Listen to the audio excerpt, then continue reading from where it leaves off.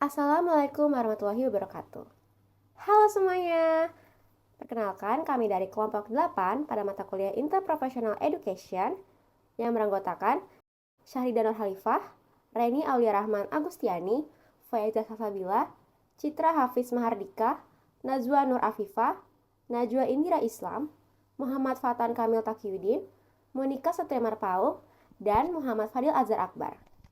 Di sini kami ingin menjelaskan media promosi kesehatan berupa video edukasi terkait stunting dalam 4 aspek bidang, yaitu bidang kesmas, psikologi, kedokteran, dan keperawatan. Selamat menyaksikan! Nah, pertama-tama kita perlu mengetahui dulu nih, apa sih itu stunting? Jadi, stunting adalah kondisi yang terjadi pada balita di mana panjang atau tinggi badannya lebih pendek dari standar usianya. Kondisi ini tidak terjadi secara tiba-tiba, tetapi merupakan masalah kronis yang dimulai sejak masa awal pertumbuhan dan perkembangan kehidupan seorang anak. Stunting juga sering didefinisikan sebagai gangguan pertumbuhan yang disebabkan oleh malnutrisi atau kurangnya asupan gizi yang cukup. Hal ini paling sering terjadi pada anak-anak berusia di bawah 5 tahun. Kemudian, apa aja sih faktor penyebab stunting? Yang pertama ada faktor genetik. Faktor genetik adalah faktor yang tidak dapat diubah. Hal ini berarti jika ayah pendek karena gen-gen yang ada pada kromosomnya memang membawa sifat pendek dan gen-gen ini diwariskan pada keturunannya, maka stunting yang timbul pada anak atau keturunannya sulit untuk ditanggulangi. Tetapi, bila ayah pendek karena faktor penyakit atau asupan gizi yang kurang sejak dini, seharusnya tidak akan mempengaruhi tinggi badan anaknya. Anak tetap dapat memiliki tinggi badan normal asalkan tidak terpapar oleh faktor-faktor risiko yang lain. Yang kedua, ada status ekonomi. Tingkat sosial ekonomi keluarga memiliki dampak signifikan terhadap pertumbuhan dan perkembangan anak. Kondisi sosial ekonomi yang mencakup sanitasi dan sumber air minum yang tidak memiliki akses yang sesuai berisiko besar terhadap terjadinya stunting. Keluarga dengan status ekonomi kurang memiliki daya beli yang kurang terhadap makanan yang memiliki zat gizi baik, sehingga berisiko terjadi kekurangan zat gizi mikro dan makro. Kekurangan zat gizi pada ibu hamil maupun balita meningkatkan risiko terjadinya stunting pada anak. Faktor yang selanjutnya adalah riwayat BBLR atau berat badan lahir rendah. Bayi dengan berat lahir rendah memiliki daya tahan tubuh yang lebih rendah dibandingkan bayi yang lahir dengan berat badan normal. Dengan demikian, maka bayi dengan berat badan rendah akan mudah terserang penyakit, terutama penyakit infeksius. Selanjutnya ada jarak kelahiran. Jarak kelahiran kurang dari 2 tahun meningkatkan risiko stunting pada anak usia 1-2 tahun, terutama dibandingkan anak dengan jarak kelahiran lebih dari 2 tahun atau anak tunggal. Jarak kelahiran dekat dapat mempengaruhi pola asuh karena orang tua lebih kerepotan, terutama dalam keluarga dengan ekonomi rendah tanpa bantuan pengasuh. Ibu seringkali kesulitan membagi perhatian antara anak-anak dan pekerjaan rumah tangga, sehingga asupan gizi anak kurang diperhatikan.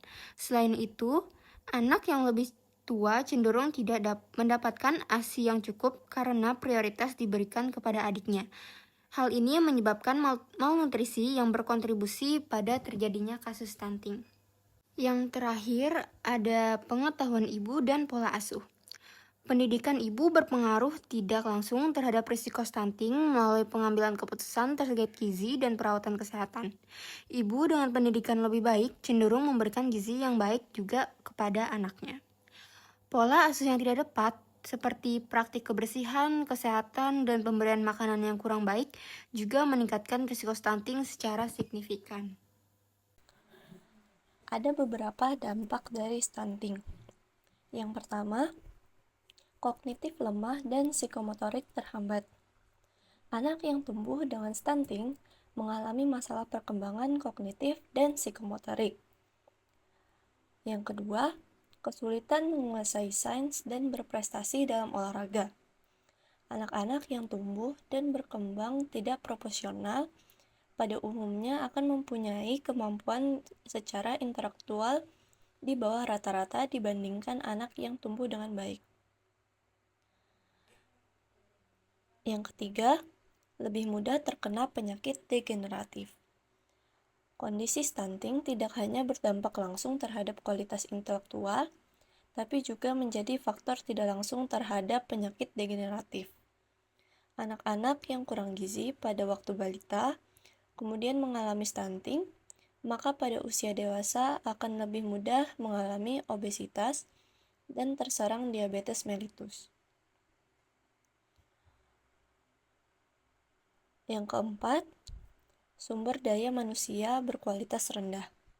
Stunting menjadi isu yang mendesak untuk diselesaikan karena berdampak pada kualitas sumber daya manusia Indonesia di masa depan. Sumber daya manusia adalah faktor utama penentu kesuksesan sebuah negara.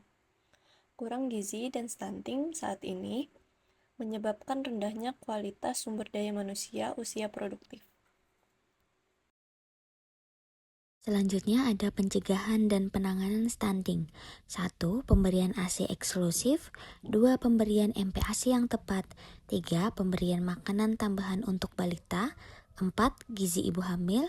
5. Suplementasi ibu menyusui. 6. Perbaikan sanitasi. 7. Meningkatkan akses pelayanan kesehatan. 8. Meningkatkan kesadaran masyarakat.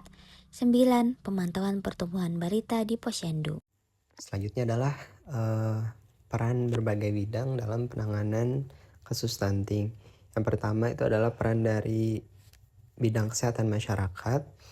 Jadi dari bidang kesehatan masyarakat bisa melakukan pemetaan kasus kejadian stunting, contohnya menggunakan aplikasi QGIS, dan selanjutnya menentukan prioritas masalah menggunakan metode PSCM atau Prevalence, Seriousness, Community Concern, dan juga Manageability. Selain itu, selanjutnya dari bidang psikologi bisa melakukan beberapa hal. Yang pertama itu adalah pemberdayaan keluarga dan masyarakat.